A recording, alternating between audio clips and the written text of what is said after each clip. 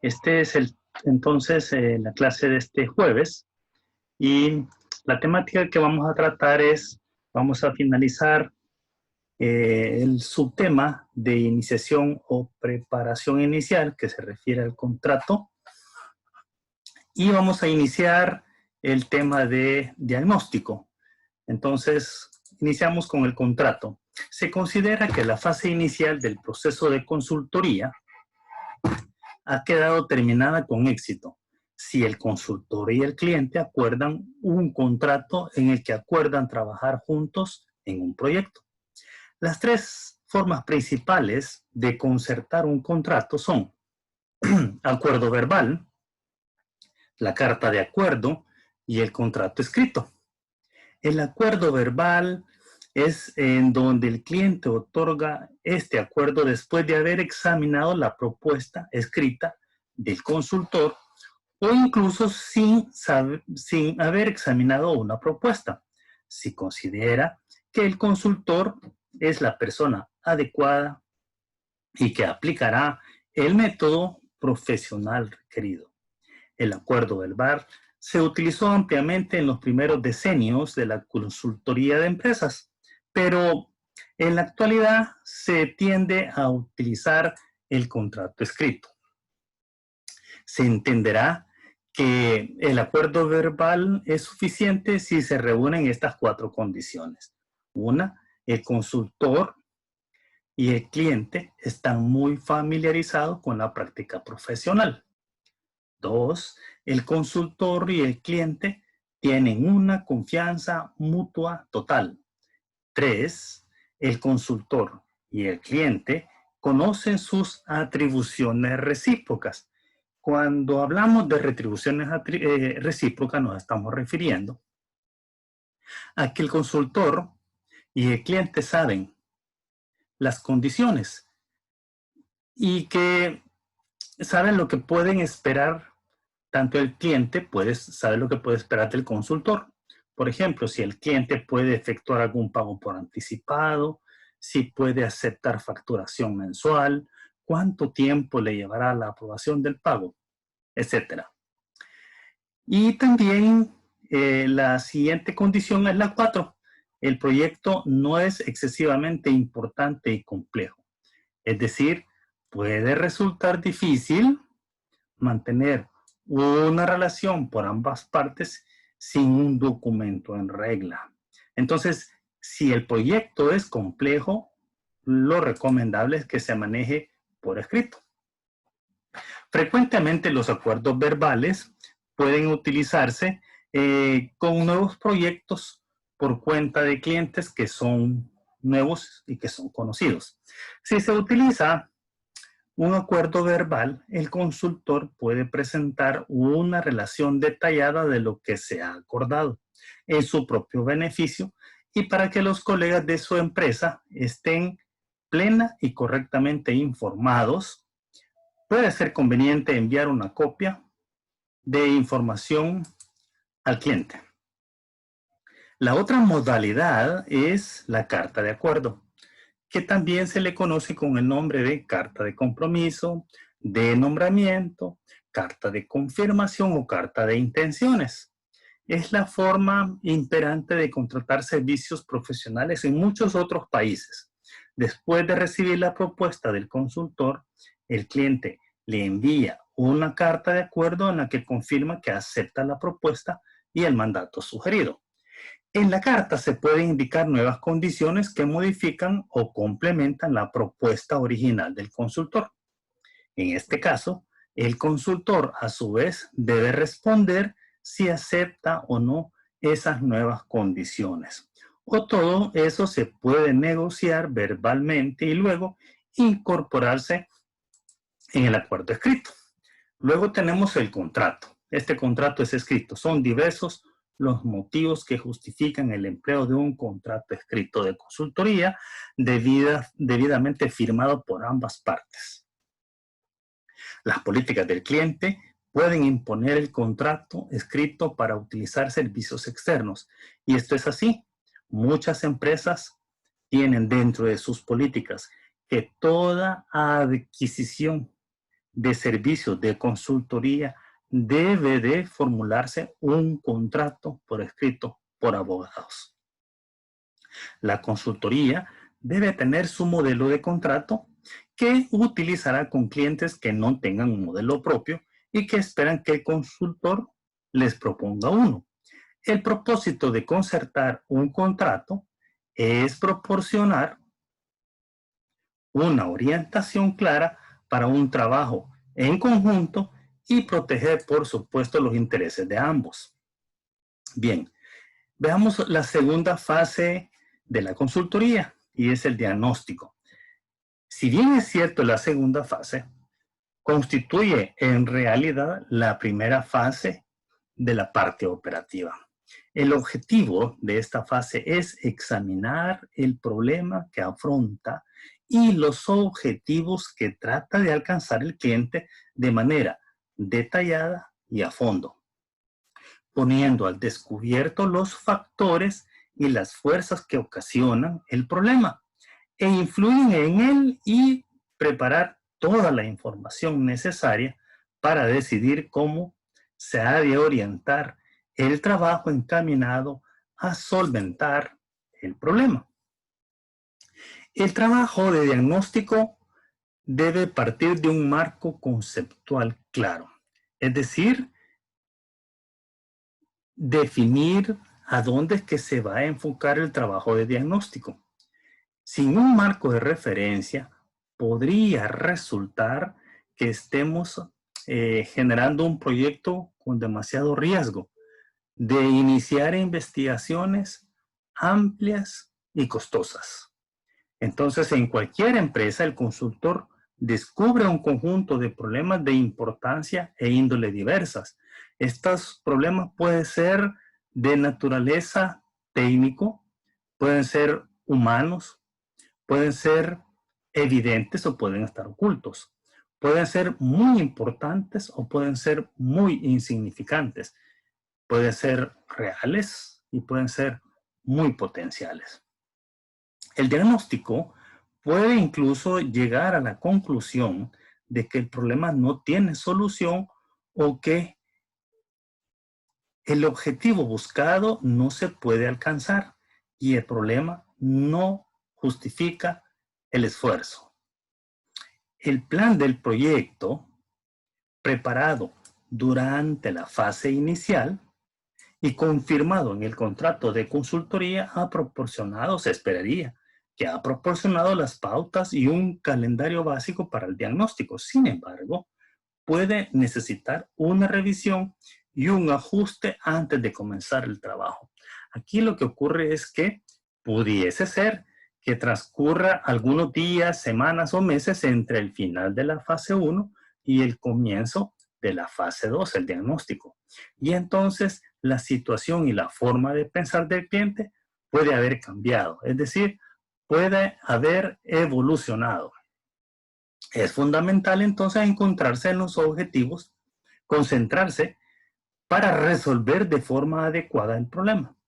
La determinación de los objetivos del trabajo para resolver un problema garantiza que los esfuerzos se concentrarán en los sectores donde pueden tener el mayor impacto. En lugar de iniciar el diagnóstico preguntando, ¿qué falla aquí? ¿Qué sucede? El consultor debe preguntar primeramente, ¿qué estamos tratando de lograr?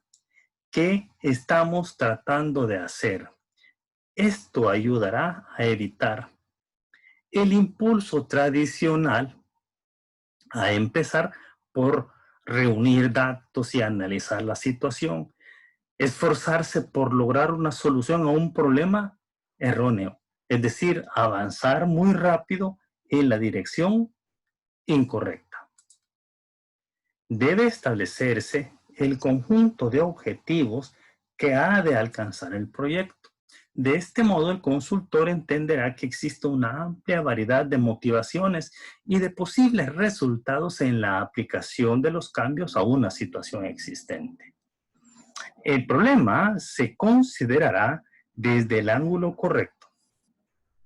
Si el conjunto de objetivos enumerados es lo suficientemente amplio con inclusión de objetivos pequeños e inmediatos, así como objetivos muy amplios y de gran alcance que quedan fuera de cualquier posibilidad de aplicar una solución. A continuación, convendrá entonces determinar el objetivo prioritario. Ese objetivo deberá satisfacer la totalidad o la mayoría de los criterios examinados y elegidos por el consultor y el cliente. Es decir, como los deseos de la dirección de la empresa. Pueden ser beneficios financieros potenciales, pueden ser factores de costo o de dinero, de capital, puede ser limitaciones de tiempo o restricciones impuestas por las leyes de la República, o pueden ser posibilidades futuras de desarrollo o posibilidades de empleo, o también oportunidades de aprendizaje de los niveles directivos. Entonces se eliminarán los objetivos pequeños, limitados y triviales, es decir, aquellos que son un tanto ambiguos y que no pueden satisfacer esos criterios. Unos objetivos de excesiva amplitud, distantes, arriesgados, costosos y poco realistas, así como los objetivos que los accionistas no están dispuestos a respaldar, se deberán entonces eliminar. Se dice entonces que existe un problema si hay una diferencia entre dos situaciones, una real que pueda ser pasado o presente y una potencial o deseada. Cuando hablamos de la deseada, de igual manera puede ser pasada, presente o futura y que se desea cambiar. Alguien puede estar preocupado de esta diferencia y cambiarla. Entonces, esta diferencia enmarca el problema del que se supone ha de ocuparse el consultor. Por consiguiente, para establecer esta diferencia o discrepancia, compararemos dos situaciones. No es tan difícil descubrir qué estaba o está realmente sucediendo, es decir, descubrir la situación real. Determinar qué debería suceder en el futuro. Esto es, que puede incluir una reestructuración difícil o decisiones con respecto a la estructura organizativa y al personal. Entonces, es infinitamente más complejo, pero constituye una parte esencial del diagnóstico del problema. De esa manera se podrá describir y analizar el problema y el consultor podrá concentrar su trabajo en los objetivos y en las posibilidades y mejoras futuras. El problema del cliente se identificará mediante 5 características. La primera se refiere a la sustancia o identidad del problema. Esta característica en esta se debe describir la sustancia o identidad del problema. Es decir, ¿existe bajo rendimiento del capital de trabajo? ¿O existe bajo rendimiento del equipo humano? ¿O existe escasez de personal competente? ¿O a lo mejor carencia de ideas sobre cómo invertir el capital ocioso o capital excedente que se tiene derivado de las operaciones diarias y que nos lo muestra el flujo de efectivo? ¿Existe a lo mejor deseo de mejorar los servicios postventa? Ha de determinarse qué base de comparación se utiliza y cómo se justifica. ¿Por qué decimos que el rendimiento es bajo? ¿Bajo en comparación con qué? ¿Con qué nivel? Es preciso describir asimismo los diversos síntomas del problema.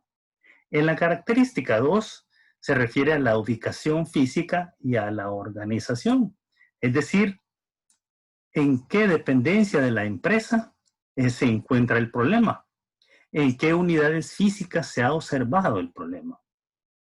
¿Afecta las relaciones externas?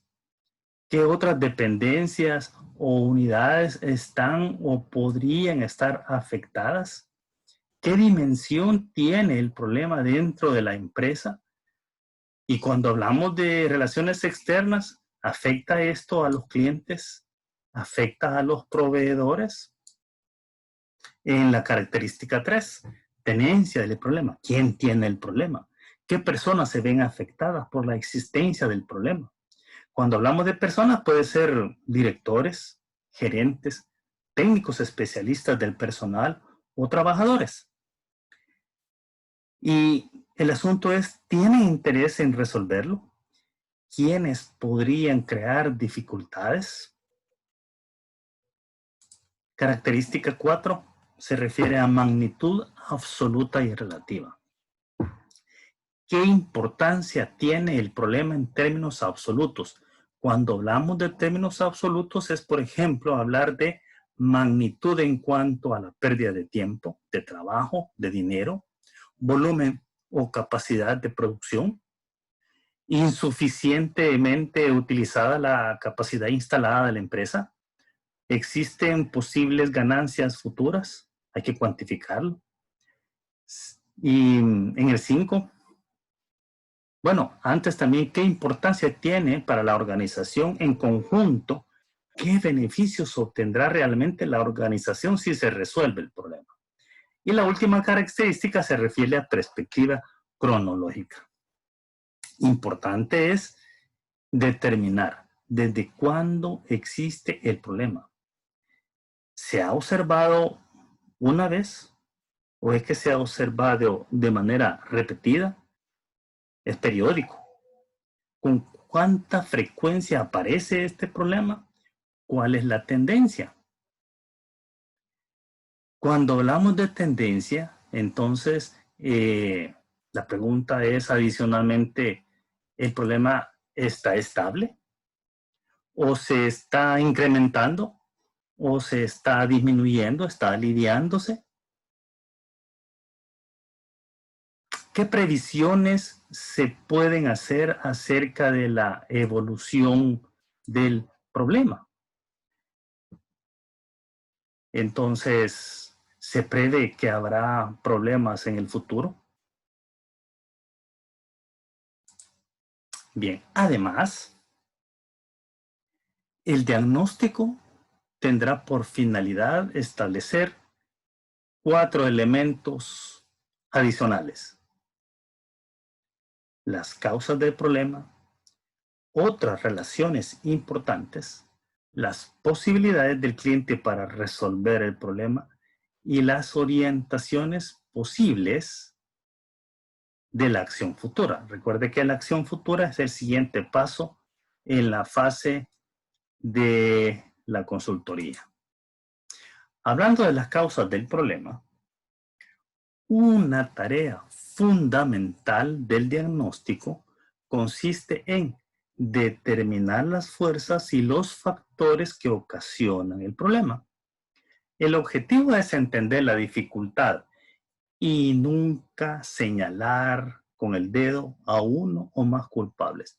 No debe interesar identificar de quién es la responsabilidad o quién genera la causa. No, nos interesa entender la dificultad. Se debe empezar por adquirir algún conocimiento preliminar o por iniciar con algunas ideas respecto de cuáles podrían ser las causas. Esto ayudará a establecer hipótesis sobre las causas posibles.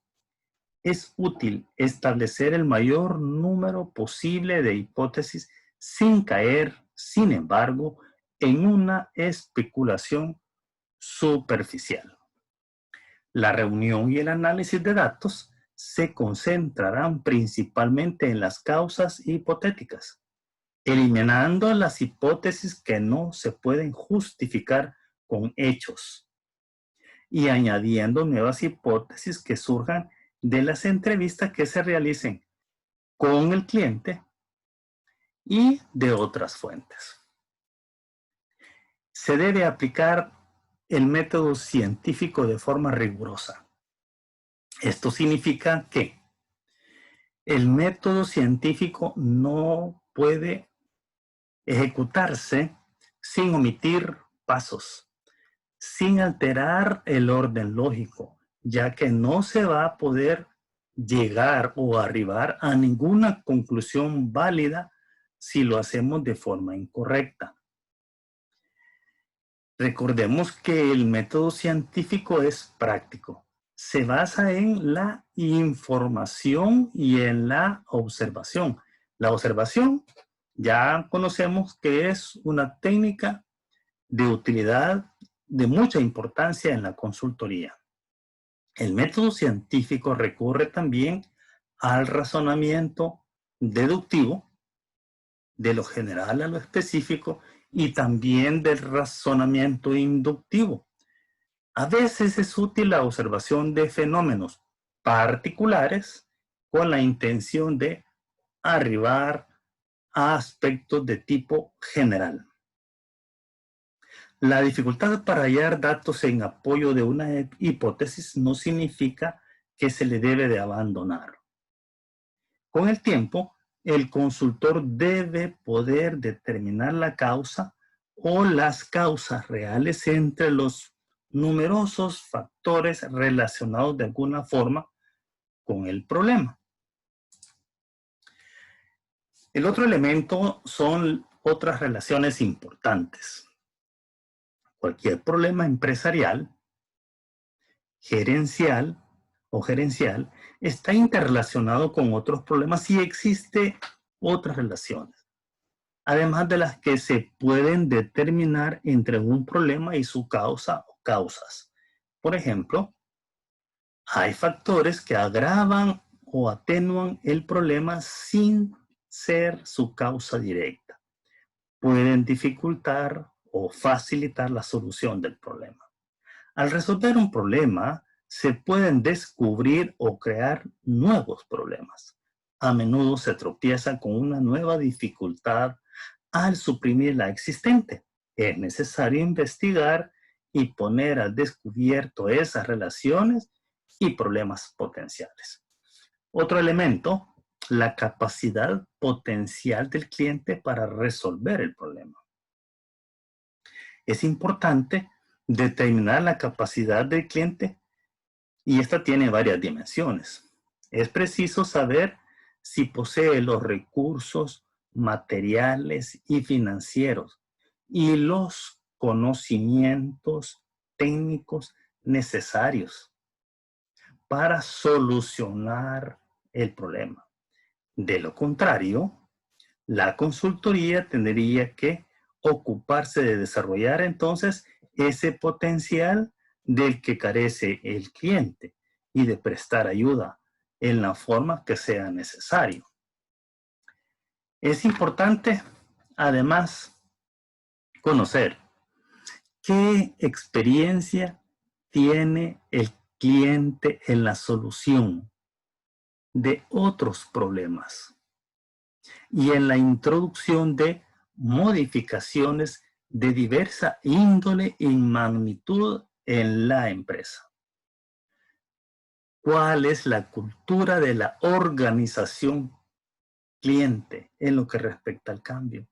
¿Con qué rapidez podrá actuar el cliente? ¿Cuál será la evolución futura probable de los recursos del cliente en relación con el problema que se ha de resolver? ¿Puede movilizar otros recursos? ¿Qué intentos se han hecho para solucionar el problema? ¿Han fracasado los intentos hechos en el pasado?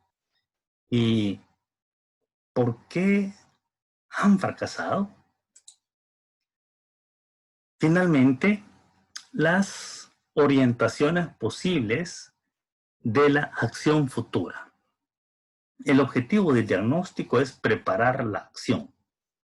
Esta es la tercera fase de la consultoría. A lo largo de la investigación se reunirán, registrarán y analizarán datos e ideas sobre cómo se podría resolver el problema y de qué manera esto podría contribuir a alcanzar los objetivos del cliente y a mejorar su empresa, con el mismo cuidado y determinación que los datos sobre la naturaleza y las causas del problema. Entonces, las medidas propuestas deben surgir lógicamente del diagnóstico del problema. Muy bien, hasta acá tenemos y finalizamos la clase de este día. Y se quedan entonces con la evaluación que consta de 12 preguntas y estará disponible hasta las 11 de la noche del domingo. Muchas gracias, jóvenes.